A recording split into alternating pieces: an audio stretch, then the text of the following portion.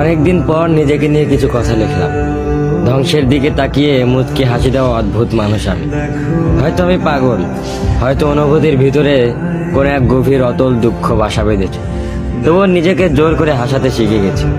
যেদিন ভেতরটা একবারে ভেঙে গিয়েছিল, সেদিনও বাইরে থেকে এক চিলতে হাসি মুখে নিয়ে সবার সামনে দাঁড়িয়েছিলাম।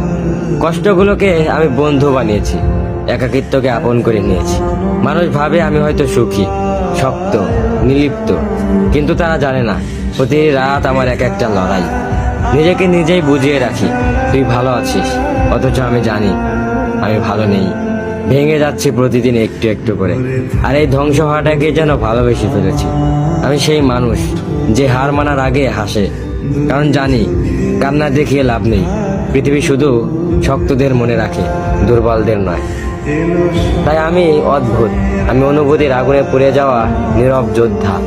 আমার জীবন কোনো সুখের গল্প নয়, এটা নিঃশব্দ বিপ্লব, যেখানে হাসির আড়ালে লুকানো থাকে হাজারো না বলা কথা, ভাঙা স্বপ্ন, হারিয়ে যাওয়া আমি।